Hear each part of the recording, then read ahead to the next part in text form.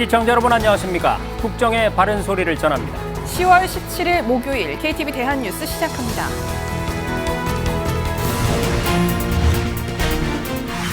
북한이 대한민국을 적대 국가로 명시한 내용을 담은 헌법 개정을 했습니다. 정부는 통일에 대한 염원을 저버리는 반통일적 반민족 행위라며 규탄했습니다. 윤석열 대통령이 강릉에서 열린 바르게 살기 운동 전국 회원대회에 참석했습니다. 윤 대통령은 연금 개혁 등 4대 개혁을 완수하고 약자 복지를 통해 어려운 분들의 삶을 보살피겠다고 말했습니다. 많은 어려움이 있을 것이고 저항이 있을 것입니다. 하지만 저는 여러분과 함께 이 4대 개혁을 반드시 완수할 것입니다. 국내 고독사 건수가 해마다 늘고 있습니다. 지난해 고독사 사망자 수는 3,661명으로 이들의 절반 이상이 5060 남성인 것으로 나타났습니다. 내년부터 일부 과목에 인공지능 디지털 교과서가 본격 도입됩니다. 인공지능이 학생 수준에 맞는 문제를 제시하고 다양한 학습 자료를 활용해 이해를 도울 수 있게 됩니다. 첫 소식입니다. 북한이 헌법을 개정했는데 우리나라를 적대 국가로 명시했습니다. 우리 정부는 북한의 헌법 개정이 통일에 대한 염원을 저버리는 반통일적 또 반민족적 행위라고 강력하게 규탄했습니다. 김민아 기자가 보도합니다. 북한이 대한민국을 적대적 두 국가로 규정하는 개헌을 한 것으로 확인됐습니다. 17일 조선중앙통신과 노동신문은 지난 15일 진행된 남북 연결도로 폭파 소식을 전하면서 이 같은 조치가 대한민국을 철저한 적대 국가로 규제한 공화국 헌법의 요구이며 적대 세력의 도발 책동으로 말미암아 출발한 필연적이고 합법적인 조치라고 강조했습니다. 북한은 이달 초 최고인민회의에서 헌법을 개정했지만 남북관계 관련 조문을 공개하지 않았는데 이번에 간접적으로 적대적 두 국가로 설정했다는 걸 내비친 겁니다. 북한의 적대국가 헌법 개정의 통일부는 통일에 대한 우리 국민과 북한 주민들의 염원을 저버리는 반통일적이고 반민족적인 행위라며 강력히 규탄했습니다. 그러면서 8.15 통일 독트린 후속 조치를 차질 없이 추진해 나갈 거라고 강조했습니다. 다만 북한은 이날도 영토 관련 조항의 개헌 여부는 밝히지 않았습니다. 요약본까지 발표하지 않았다는 것은 나름대로 민감한 부분이 있지 않을까 막 그렇게 생각되고 서해 국경선 부분과 관련해가지고 내용이 아니겠느냐. 명확한 국경선이 설정되면 정전협정 체제가 무력화되거나 남북 간 충돌 상황이 발생할 수 있어 북한이 부담을 느꼈을 수 있다는 게 전문가들의 분석입니다.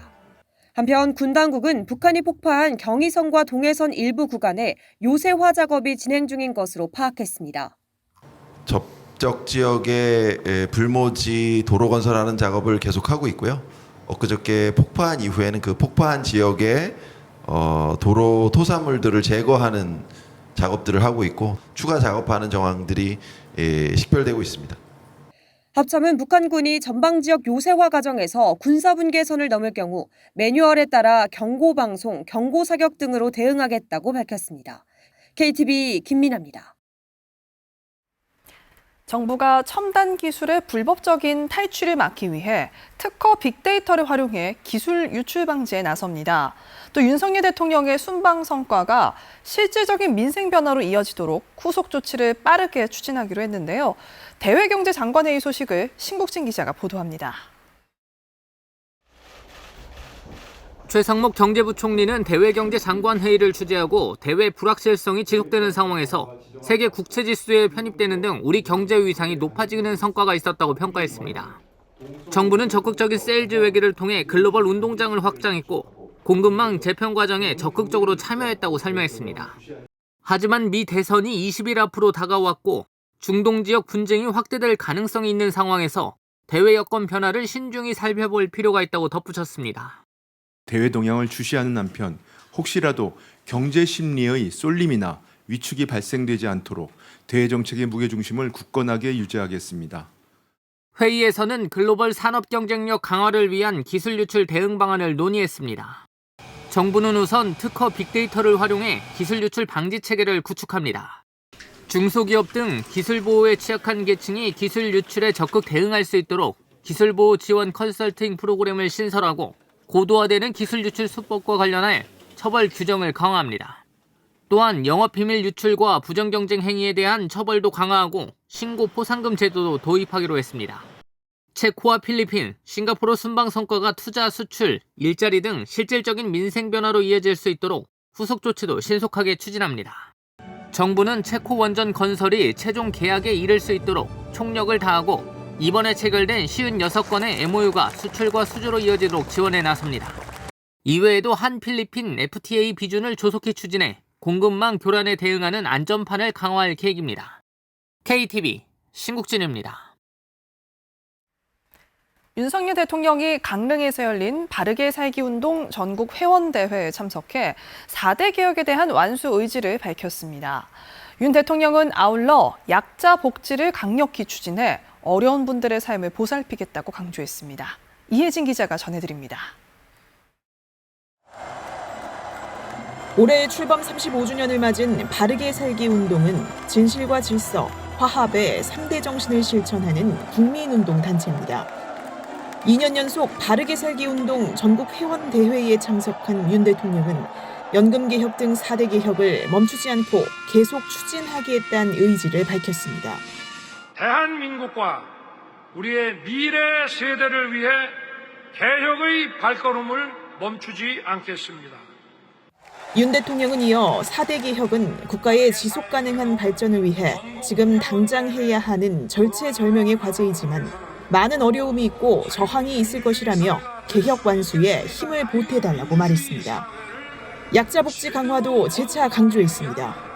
윤 대통령은 우리 경제를 더 도약시키는 동시에 성장의 온기가 민생 구석구석까지 퍼지도록 힘쓰겠다고 약속했습니다. 약자 복지를 강력하게 추진해서 어려운 분들의 삶을 더 따뜻하게 보살피고 이분들이 스스로 당당하게 일어설 수 있도록 돕겠습니다. 윤 대통령은 이와 함께 인공지능을 비롯한 첨단 기술의 발전으로 더 큰 기회의 문이 열리고 있지만 여러 도전이 놓여 있고 우리의 안보와 경제를 위협하는 글로벌 복합 위기도 계속되고 있음을 언급했습니다.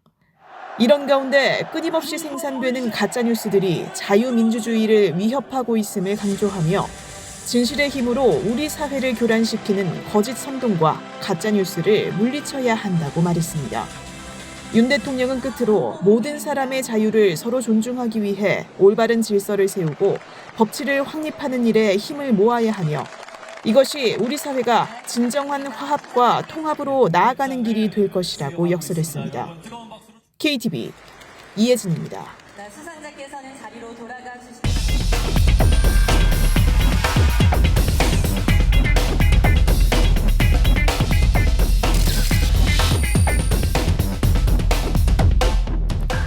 네, 뉴스의 맥을 짚어봅니다. 정부가 의료계를 향해서 현재 진행 중인 의료 개혁을 위한 각종 논의체에 참여해 줄 것을 거듭 촉구했습니다.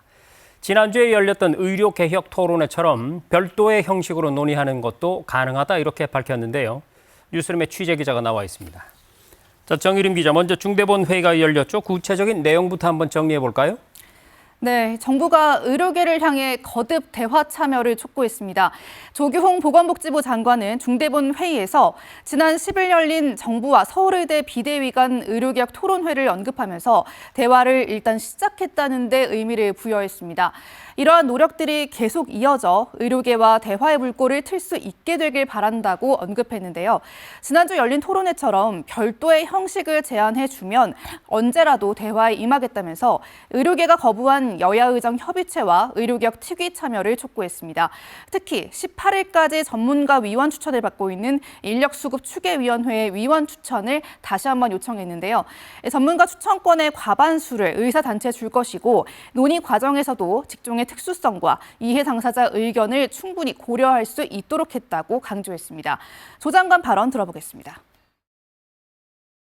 각계 전문가 논의를 거쳐 도출되는 수급 추계 결과는 인력정책 수립의 기초가 되는 만큼 의사단체를 비롯한 공급자 단체, 수요자 단체, 관련 연구기관들이 적극적인 참여를 부탁드립니다. 네, 이와 함께 조 장관은 상급 종합병원 구조전환 지원사업 신청도 독려했는데요. 이 사업에 대해 상급 종합병원이 중증 진료에 집중하고 전공의가 보다 나은 여건에서 수련받을 수 있도록 하기 위한 취지라고 강조하면서 일각의 우려처럼 전공의 자리가 축소되는 건 아니라고 선을 그었습니다. 네, 지금 의료 공백 사태가 8개월째 이어지고 있는데요. 여전히 응급실 의사 충원은 요원한 가운데 겨울철을 맞아서 한 차례 또 고비가 올 수 있다, 이런 예측이 나오고 있습니다. 자, 정유림 기자, 이에 대해서 정부가 대응책을 마련하고 있나요? 네, 그렇습니다. 지난 추석은 잘 넘겼지만 이제 연말이 다가오면서 진료 공백 우려가 커지고 있는 건데요. 대통령실은 겨울철 환자 증가에 대응해 호흡기나 심내혈관, 감염병 등에 대한 비상대책을 정부가 별도 준비 중으로 조만간 발표할 것이라고 밝혔습니다. 대통령실 관계자는 비상진료 체계는 고난도 중증 전문진료로 강화하는 쪽으로 가고 있고 응급실 체계를 최선으로 유지하겠다고 말했는데요. 이 의대 입학 정원과 관련해서도 내년도 조정은 불가능하지만 2026학년도 정원 논의는 가능하다는 입장을 재확인했습니다. 네, 뉴스 MX 여기까지 듣겠습니다. 정유림 기자, 수고 많았습니다.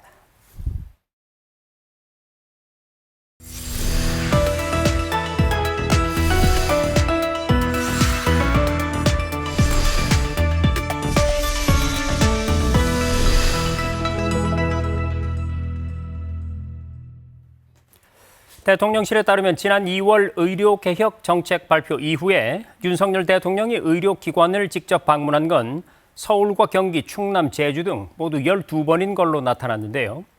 환자 곁을 지키는 의료진을 격려하는 한편 필수 의료에 대한 지원을 거듭 약속했습니다.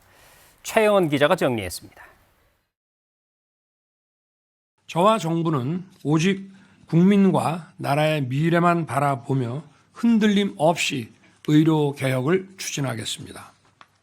의대 증원과 필수 의료 강화 정책 등 의료 개혁 추진을 국정과제로 천명해온 윤석열 대통령. 지금까지 응급실과 대학병원, 전문병원 등 12번에 거쳐 의료 현장을 직접 찾았습니다. 개혁 추진에 반발해 의료 현장을 떠난 일부 의료진과 달리 환자 곁을 지키는 의료진의 감사의 뜻을 전하고 현장의 목소리를 듣기 위해서입니다. 의료진들이 힘들고 고생하는지 제가 좀 현장 점검을 좀 받습니다. 마주치는 환자와 보호자에게도 격려와 응원을 건네고 그래요. 힘내요. 파이팅. 격이 없는 소통을 이어갔습니다. 치료 잘 받으십시오. 건강하시고 잘 될 겁니다. 윤 대통령은 방문 때마다 의료개혁 핵심 가운데 하나인 필수 의료에 대한 지원을 거듭 강조했습니다. 상대적으로 저평가된 고난도 의료 행위와 지역 의료에 대한 전폭적인 투자를 약속했습니다. 빠른 시일 내에 적절한 보상 체계를 만들어 가겠습니다. 아이들의 건강을 챙기는 건 국가의 최우선 책무라고 강조해온 윤 대통령은 필수 의료 중 하나인 소아 의료에 대해서도 아낌없이 투자하겠다고 밝혔습니다. 정부가 더 많이 지원하고 좀 뒷받침할게요. 네, 고맙습니다. 윤 대통령은 의료개혁이 국민과 의료인 모두를 위한 거라며 의료인이 의료 행위에 보람을 느껴야 의료 서비스를 받는 국민도 행복할 수 있다고 말했습니다. 의료개혁이라는 게 결국은 이제 국민과 의료인을 양쪽을 다 위한 거거든요. 네. 어느 한쪽만 하고 여기는 희생을 강요하고 여기만 그게 될 수가 없죠. 양쪽이 같이 윈윈을 해야. KTV 최영은입니다.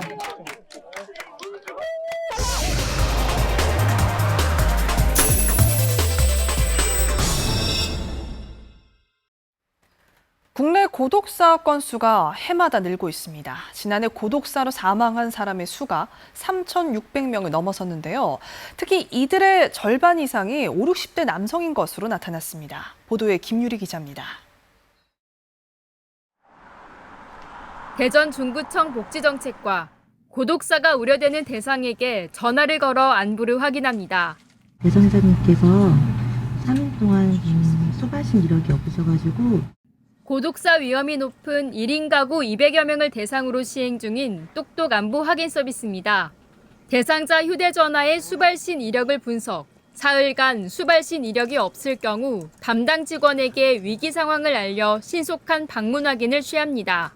경제적 문제와 그다음에 이제 주거 문제, 그다음에 이 1인 가구의 증가 이런 부분들이 사회적으로 적응하기 어려운 것 같습니다. 외부와의 단절이 더 심해졌고 그 사회적인 관계망 형성조차도 다 무너진 상태에서 지지체제가 없어지기 때문에 이 서비스를 통해 몸이 아파도 병원에 가지 못했던 고독사 고위험군 대상자를 발굴하기도 했습니다. 지난해 고독사 사망자 수는 3,661명입니다. 최근 2년 대비 다소 증가했습니다. 고독사로 인한 안타까운 소식은 끊이질 않습니다. 우리 이웃이 고독사를 한번 당했어요. 할머니인데 개가 막 짖어. 근데 3, 4일 뒤에 보니까 돌아가셨어. 나도 저럴 수 있지 않나 하는 생각이 들었어요. 할머니가 혼자 낳고 나서부터 할머니가 3주 됐는데 밥을 안 드시는 거예요. 그래서 막 계속 죽고 싶다고 그러더니 일주일 전에 딸들이 모시고 갔더라고요. 혼자 사시는 분은 너무 위험하더라고요. 다만 사망자 100명당 고독사 사망자 수는 지난해 1.04명으로 다소 줄어든 것으로 조사됐습니다. 고독사 예방 조례 제정, 고독사 예방 시범 사업 등이 영향을 미쳤다는 설명입니다. 2023년 기준 고독사로 인한 사망은 남성이 여성보다 5배 이상 많았습니다.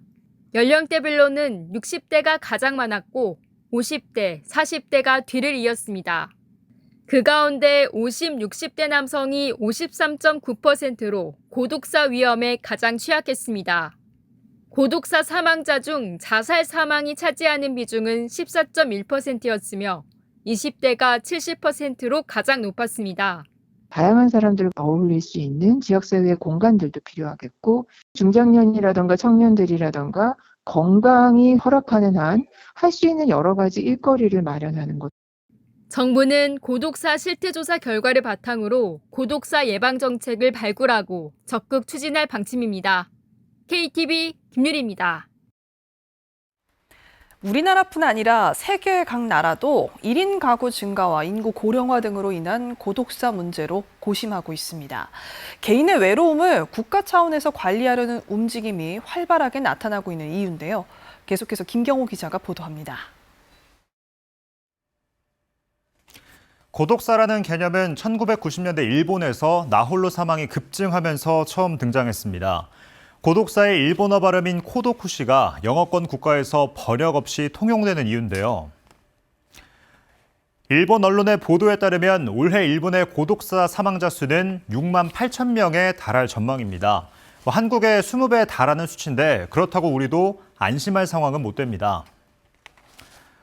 우리나라의 고독사 사망자, 정부가 처음 실태조사에 나선 지난 2017년 2,412명에서 지난해 3,661명으로 크게 늘었는데요. 특히 5, 60대 남성이 고독사에 취약한 것으로 나타났는데 외신에서는 한국에서 해마다 수천 명의 고독한 중년이 홀로 사망하고 있다는 소식을 전했습니다. 그러면서 이번에는 고독사의 한국어 발음을 그대로 인용했습니다.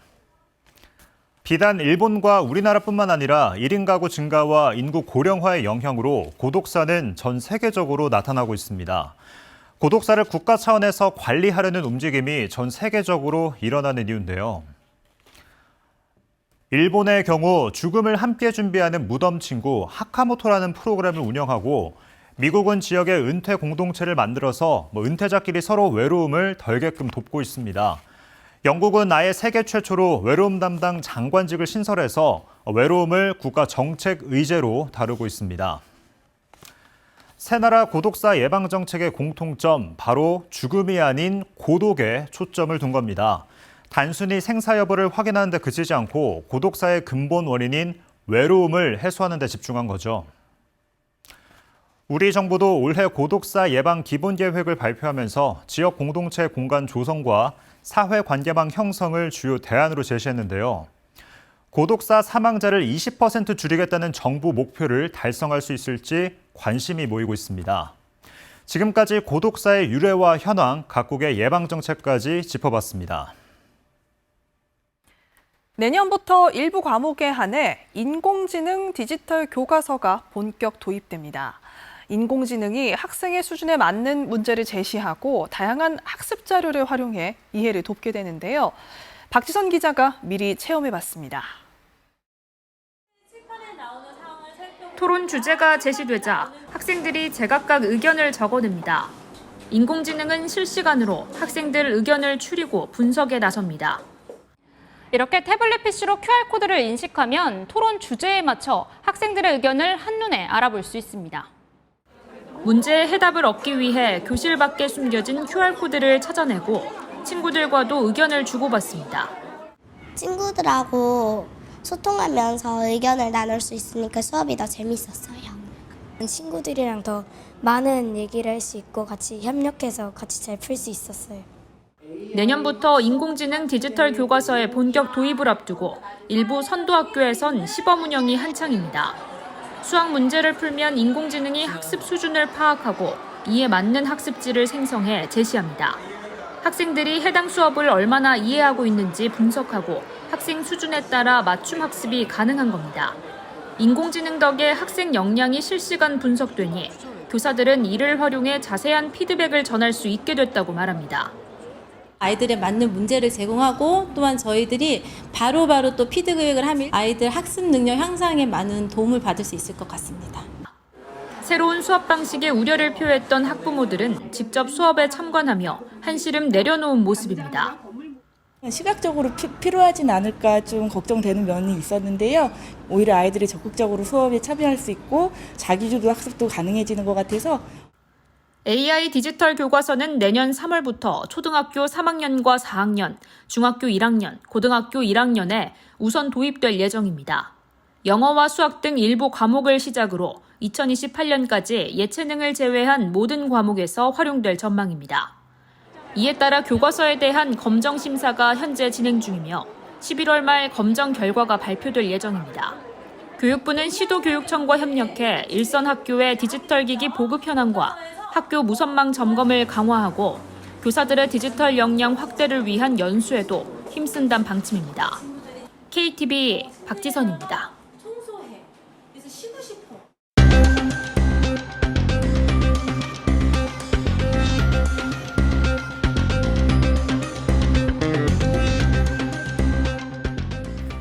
네, 발로 뛰며 취재하는 현장 고발입니다. 최근에 한 개그맨이 온라인 불법 도박 사실을 고백해서 경찰이 내사에 들어갔는데요. 접근성이 높아서 남녀노소 가리지 않고 쉽게 늪에 빠지고 마는 온라인 불법 도박의 실태를 김찬규 기자가 취재했습니다. 인터넷 불법 도박 사실을 고백한 개그맨 이진호 씨에 대해 경찰이 입건 전 조사에 나섰습니다. 앞서 이 씨는 자신의 SNS를 통해 불법 도박 사실을 털어놨습니다. 지난 2020년 인터넷 불법 도박을 시작해 감당하기 힘든 빚을 떠안았던 겁니다. 불법 온라인 도박은 빠르게 성장하고 있습니다. 사행산업통합감독위원회 조사에 따르면 2022년 온라인 도박 규모는 약 37조 5천억 원으로 2019년에 비해 55% 늘었습니다. 높은 접근성이 원인 중 하나로 꼽힙니다. 현재 도박은 모두 다 온라인 아니면 스마트폰을 배경으로 한 모바일 도박이다. 인터넷과 모바일 접근성이 좋은 청소년과 청년층의 도박 참여율이 굉장히 높아진 건 드러나는 현실이라고 할 수 있습니다. 관련 키워드 몇 개를 조합해 인터넷에 검색하면 온라인 도박 사이트가 다수 나옵니다. 사이트들은 실제 돈을 획득할 기회를 제공하지 않는다고 강조하지만 실상은 달랐습니다. 게임을 통해 획득한 칩을 현금으로 환전할 수 있었습니다. 게임 참가자들이 소통하는 오픈 채팅방에 환전 방법을 문의하자 코인을 바꿀 수 있는 사이트 주소를 안내합니다. 사이트에는 입출금 방법이 상세히 설명돼 있습니다. 또 다른 사이트에서는 암호화폐로 현금화할 수 있다고 강조하기까지 합니다. 칩을 좀 얻게 되면 관리자분한테 대화를 걸게 되거든요. 돈을 환전할 수 있는 방법을 알려주게 되는데 계좌번호를 요청해서 보내게 되면 그걸 이제 바로 현금으로 바꿀 수 있는. 적은 판돈으로 시작했다 큰 빚을 지는 사람들도 있습니다. 소액으로 처음에 3만 원, 5만 원, 10만 원 이런 식으로 되거든요. 이제 점점 이제 그 금액이 커지지 않을까라는 이제 우려가. 전문가들은 온라인 불법 도박 단속과 처벌 강화와 함께 사회적 인식 개선이 필요하다고 말합니다. 도박과 관련된 국민의 심리 또는 사회적 규범이 지나치게 허용적으로 변한 것이 결국은 불법 도박의 전체 사이즈를 키우는 면도 있기 때문에 모바일 환경에 친숙한 청소년과 청년층 도박 참여율이 느는 만큼 예방교육의 필요성도 높아지고 있습니다. KTV 김찬규입니다.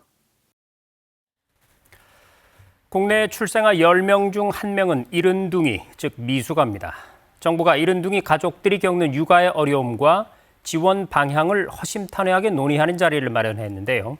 어떤 얘기들이 나왔는지 최다희 기자가 전해드립니다. 이른둥이 넷 쌍둥이 엄마인 최혜옥 씨. 출산 당시 신생아 중환자실 병상 부족으로 아이들을 다른 병원으로 보낼 뻔했습니다. 아기들이 한 1kg 남짓하게, 막내는 980g으로 태어났는데 어찌됐든 차를 타고 이동을 해야 되는 상황에 놓여진 게 너무 좀 힘들었던 경험이 있었고요. 임신 기간 37주 미만 또는 체중 2.5kg 미만으로 출생한 아기인 이른둥이. 국내 출생아 10명 중 1명은 이른둥이입니다. 정부는 지난 12일 미숙아 지원정책 전문가 회의를 열었는데 이번에는 이른둥이 가족의 어려움을 구체적으로 살펴보기 위한 현장 간담회를 개최했습니다. 이른둥이 미숙아라고 하는데 그 정책이 비어있는 것을 발견을 했습니다. 전문가가 보는 거하고 실제 또 이렇게 어머니들이 느끼는 거하고 또 차이가 있을 거란 말이에요. 간담회에서는 이른둥이에 대한 지속관리 서비스가 아직 시범 사업에 머물고 있다는 목소리도 나왔습니다. 호흡기 곤란 증후군 등 이른둥이들이 많이 겪는 증상에 대해 아이의 성장 과정에서도 꾸준한 지원이 필요하다는 지적입니다. 진단 자체가 신생아의 호흡기 곤란 증후군이기 때문에 이제 5년밖에 안 되는 건 이해가 되는데 이제 이게 끝났는데 저희 아이 같은 경우는 그거 외에 산정 특례를 할 수 있는 게 없는 거예요. 이른둥이 지원에 대한 정보들이 많이 부족하다며 관련 바우처를 만들어 병원이나 어린이집에 배포해달라는 의견도 제시됐습니다. 보건복지부는 간담회의 의견을 수렴해 실효성 있는 지원 정책을 마련하고 현장 체감도를 높여나가겠다고 말했습니다. 이른둥이가 건강한 사회 구성원으로 자라나도록 지속적인 제도 보완이 필요한 상황입니다. KTV 최다희입니다. 폴란드 대통령 부부가 오는 22일부터 나흘 동안 우리나라를 국빈 방문합니다. 대통령실은 윤석열 대통령이 안제이 두다 폴란드 대통령과 오는 24일 회담할 예정이라고 밝혔습니다. 두 정상은 이번 회담을 통해 양국 간 실질 협력과 국제 무대에서의 협력 증진 방안을 논의할 계획입니다. 내년부터 20세에서 34세 청년은 국가건강검진 때 2년 주기로 정신건강검사를 받을 수가 있습니다. 보건복지부가 제3차 국가건강검진위원회를 열고 청년을 대상으로 정신검진 주기를 단축하고 검사를 확대하는 방안을 의결했습니다. 현재 우리 국민의 정신건강 서비스 이용률은 12.1%로 다른 국가보다 현저히 낮고 청년층의 경우도 16.2% 수준으로 나타났습니다.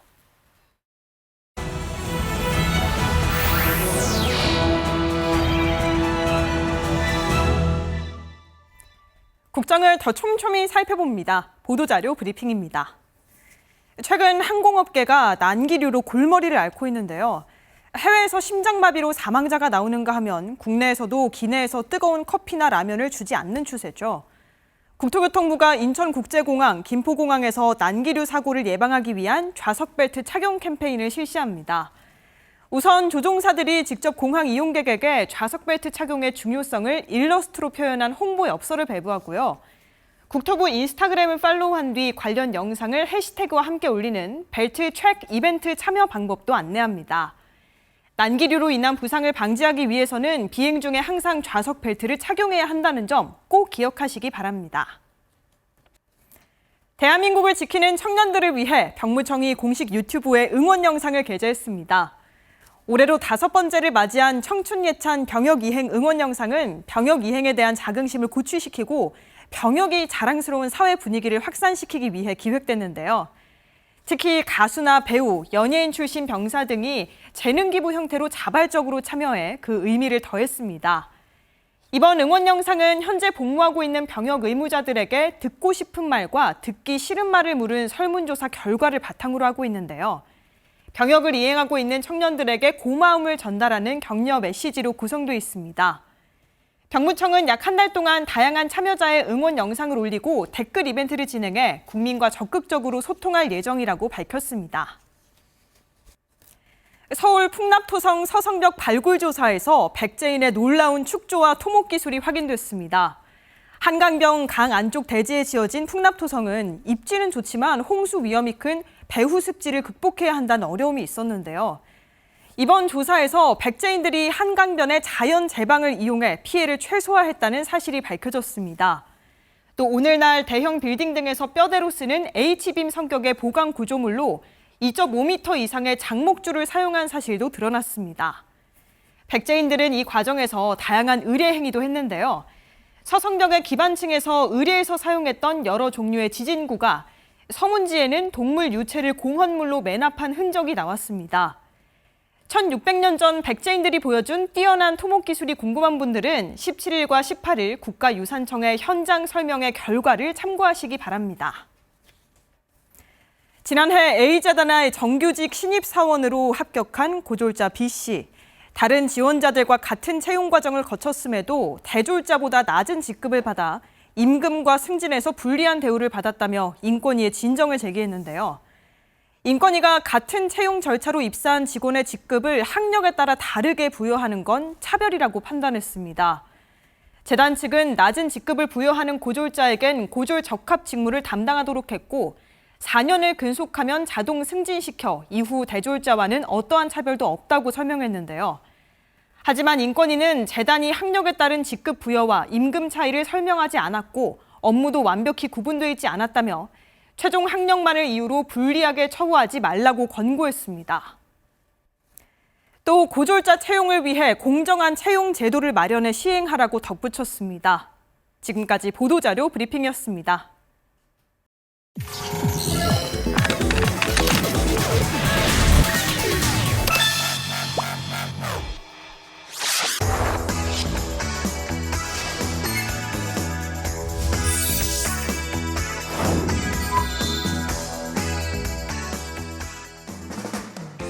정부가 이달 10월부터 달라지는 다양한 제도들을 발표했습니다.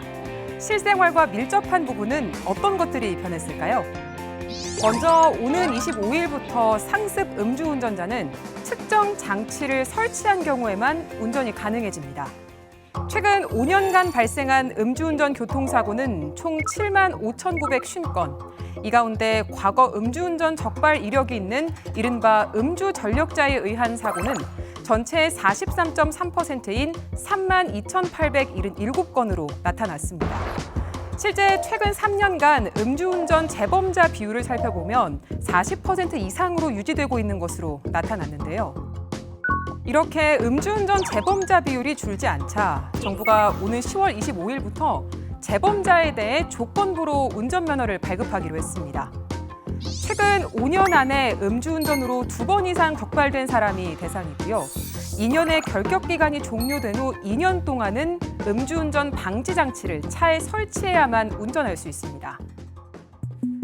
이 방지 장치는 운전자가 운전하기 전에 직접 호흡을 측정해야만 차에 시동이 걸리도록 하는 장치인데요. 혈중 알코올 농도가 기준치 이상으로 검출되면 시동이 걸리지 않습니다. 방지 장치 기기와 설치 비용은 약 200만 원에서 300만 원 정도인데 모두 운전자가 부담해야 합니다. 만약 이 장치를 설치하지 않고 운전하면 면허 취소는 물론이고 징역 1년 이하 또는 300만 원 이하 벌금 등의 처벌을 받게 됩니다. 아픈 몸 이끌고 병원 가면 실손보험금 타기 위해 서류를 챙기는 것도 버겁게 느껴질 때가 있죠. 이런 불편을 줄이기 위해 오는 10월 25일부터는 보험 첨부 과정이 간소화됩니다.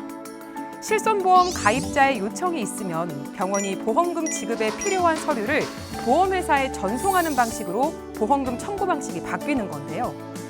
이렇게 되면 실손보험 가입자는 병원에서 진료 영수증, 처방전 등을 발급받지 않아도 되고 진료를 받은 직후에도 바로 보험금을 청구할 수 있습니다. 오는 10월 25일부터 전국 병원에서 이런 실손보험금 전산 청구가 가능해지고 내년 10월부터는 의원, 약국까지 확대됩니다. 중소기업에 근무하는 직장인이라면 눈여겨봐야 할 것이 있는데요. 바로 이달 중 출시되는 중소기업 재직자 우대 저축공제입니다. 월 최대 50만 원을 납입하면 소속 기업으로부터 납입금의 20%를 추가 지급받는 건 기본이고요. 협약은행의 금리 우대까지 더해져 일반 저축 상품보다 높은 수익을 누릴 수 있는 상품입니다. 예를 들어 중소기업 재직자가 월 50만 원을 납입하면 기업이 월 10만 원을 지원하고 여기에 5%의 우대금리가 더해져 만기 후에는 4,027만 원을 수령할 수 있습니다. 중소기업 재직자 우대 저축공제는 중소기업에 다니고 있는 재직자라면 근속 연수, 나이 등에 관계없이 모두가 가입할 수 있는데요. 이 상품에 가입하려면 중소기업의 근로자와 기업주의 사전 협의가 필요합니다. 월 납입 금액 등에 대해 협의한 후 주관기관인 중소벤처기업진흥공단에 통보하고 협약은행을 방문하면 가입할 수 있습니다. 매월 달라지는 정책만 제때 알아두면 챙길 수 있는 혜택이 참 많은데요. 모르고 지나쳐 손해보는 일이 없도록 오늘 소개한 10월 정책들도 꼼꼼히 살펴보시기 바랍니다. 지금까지 클릭K 플러스였습니다.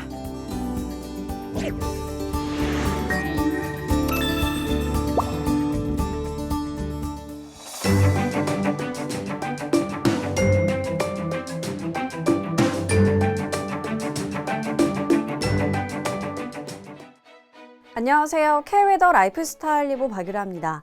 오늘 대체로 맑은 가운데 선선하거나 다소 더운 날씨를 보였는데요.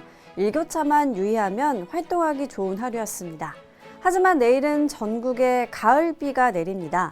새벽에 제주를 시작으로 아침에는 전남과 경남에, 오후에는 그 밖에 전국으로 확대되겠고요. 모레까지 이어지겠습니다.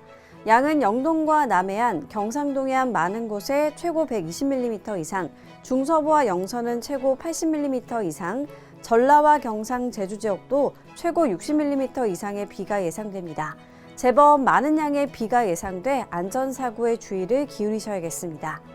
한편 비가 오면서 기온이 내림세를 보이겠는데요. 내일부터는 차츰 서늘해지겠고요. 일요일에는 서울의 아침 기온이 9도까지 떨어지는 등 날이 급격히 추워지겠습니다. 옷차림에 유의하셔야겠습니다. 다음은 자세한 지역별 날씨입니다. 중부지방 낮 기온 서울이 20도, 대전 22도, 춘천은 21도가 되겠습니다. 동해안 낮에 속초와 강릉 21도를 보이겠습니다. 남부지방 낮 동안 광주 24도, 부산은 25도가 예상됩니다. 전해상으로 비가 오겠고요. 물결은 동해와 서해상으로 최고 3.5에서 4m까지 매우 높겠습니다. 다음 주 또 한 차례 비 소식이 있는데요.